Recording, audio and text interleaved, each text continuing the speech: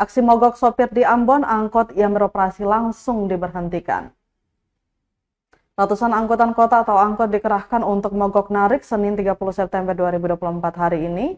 Pantauan tribunambon.com, setiap ada angkot yang melintas langsung dikerahkan untuk masuk ke parkir ke dalam lapangan Merdeka Ambon. Baik itu angkot dari jalur di kota Ambon maupun beberapa jalur angkutan antar kota dalam provinsi atau AKDP. Seperti sopir dari jalur Suli, Tulehu, Liang, Wai, Hatu, dan Jasira.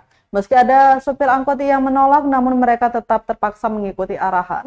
Tampak aparat kepolisian juga sudah turut berjaga agar aksi mogok ini bisa berlangsung dengan damai. Sebelumnya, Ketua Asosiasi Sopir Angkot Kota Ambon atau ASKA, Paulus Nikyulo, mengatakan aksi damai dipusatkan di kantor Gubernur Maluku.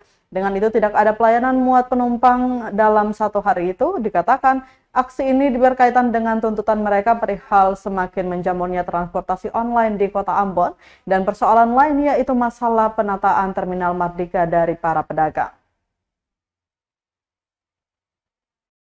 Dalam lapangan Merdeka Ambon, Tribuners.